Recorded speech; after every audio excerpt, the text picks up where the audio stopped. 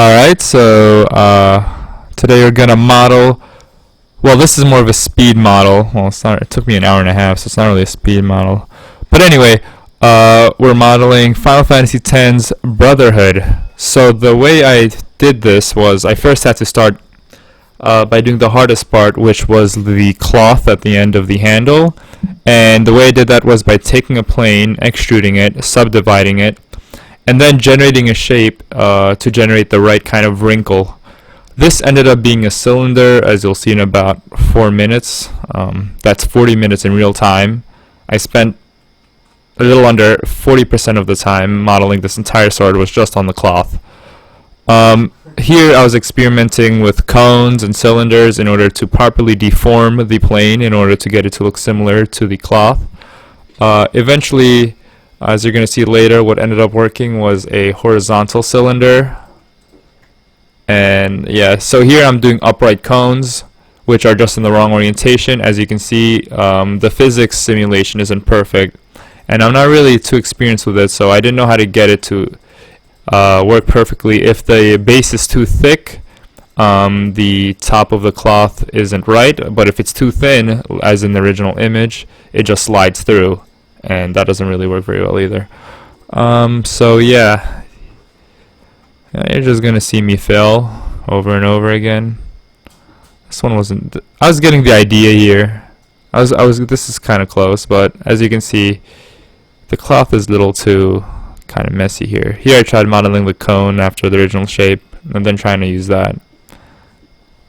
As you can see, the cone just kind of pokes a hole through it, which is kind of weird, but I guess it's realistic, question mark.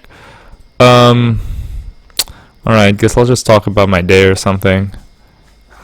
I went rock climbing today.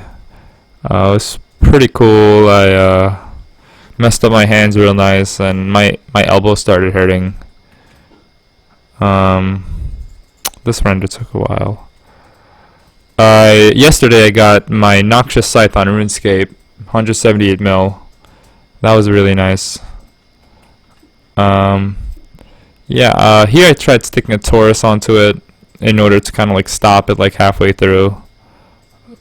That didn't work. Just didn't work. Okay, we're getting close here. This is the cylinder, and I was like, if I make the cylinder long enough, the friction will eventually make it stop. Oh, and here's when I was getting kind of close to the answer. If you reduce the gravity, it lowers the speed at which the cloth falls, so it makes it harder to pierce. And here's finally when I got the horizontal cylinder, but I still need to work on the shape of the cloth itself. And here you can pretty much see it's much closer to what the image actually is. And almost there. The gravity is too low here. And yeah, I think this is the one that I ended up going with. So in Blender you can pause the animation, go on modifiers, and click apply on the cloth modifier. And whatever the state of the cloth is in that at that specific moment is whatever it'll end up being. So again, that's going to the cloth modifier and hitting apply. You can also add a subdivision surface modifier and it'll look real pretty.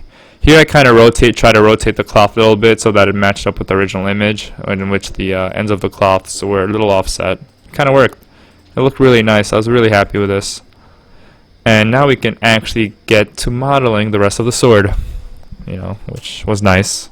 I used the Taurus for the little ring. Pretty simple. Used a cylinder for the handle. Pretty standard stuff. Extruded the base. Well, this looked really nice. I feel like one of those modeler dudes modeling stuff. So here I decided to take this like piece by piece. First, every kind of distinct shape kind of merited its own cylinder. So that means that little spiky thing at the bottom you see there took another cylinder. Those little claws kind of took their own cylinder as well, as you'll see later. And here, yeah, so that's pretty much just simple extrusion following the image. So now we get to the blade. The blade, thankfully, was one of the fastest parts. Here's a little tricky. Had to mess with the rotation scale a bit, but overall, not too bad.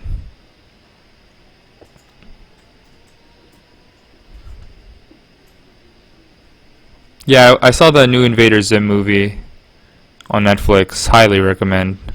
Anyway, so for these bubble kind of things on the end of the blade, I decided to go with a couple of scaled down flattened spheres, and it wasn't perfect, but it kind of got the effect across, just so that they kind of popped out. Here, I think this was kind of cool. I decided to go the extra mile and really make the claws their own shapes, so they stood out at the end.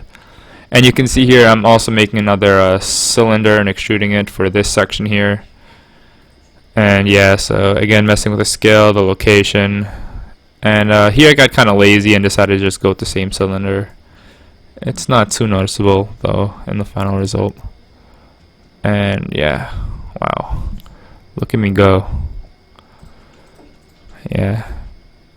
It ended up taking an hour and 40 minutes when all was said and done. So here, yeah, this could be kind of just combined in the same thing, and you finally just kind of coincided with the last result.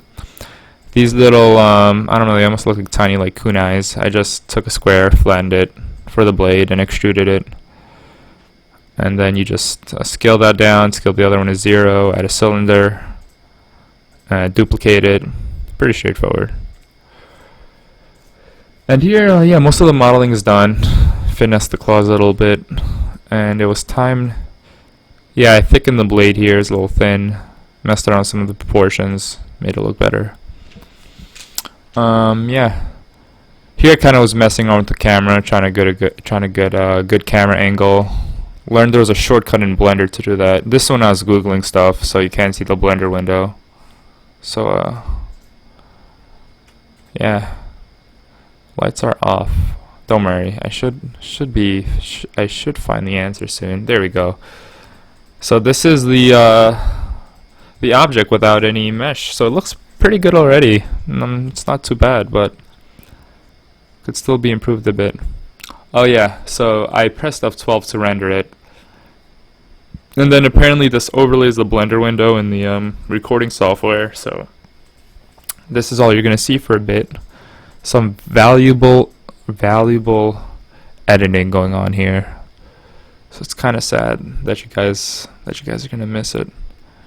This is also a lesson for next time. So take the time to like go pet your dog. All right, and we're back. Here I noticed this is me trying to fix the UVs actually.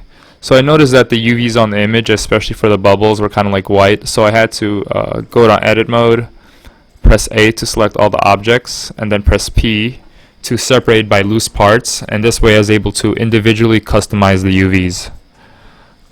This is a lot easier than trying to do the whole thing at once, trust me. That was a huge mistake. I wasted a lot of time. That's what I was doing earlier when it was black. And so by editing all the parts separately, it was a lot easier to match the UVs. For the cloth, I just ended up kind of making it smaller. I didn't get the gold trim, but it wasn't really that close of a shape. So here I kind of got it, but then kind of messed it up later. So I just decided to go with the red. And honestly, it's pretty much one of the best looking parts of the sword anyway. I looked at the dragon head here and noticed it didn't really pop out enough, so I used proportional editing a lot to make it thicker. Here we go. Oh, and my Blender started acting up here, and when I was in edit mode, it wouldn't actually let me edit anything, so I had to restart at one point.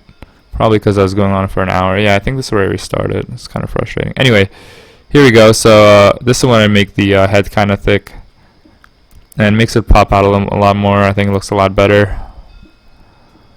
I kind of messed up the UVs on the blade, but it's honestly, it's not a big deal. It's not like a huge fault in the actual mesh. Just a problem issue with the UVs.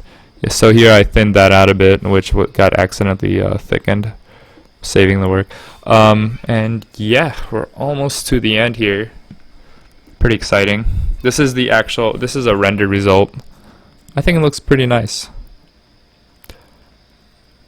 As you can see, towards the tip of the blade, you can see the little white. Just think of it as a sea foam, if that makes you feel better. I know it makes me feel better. And here I run a light back and forth. Kind of cool.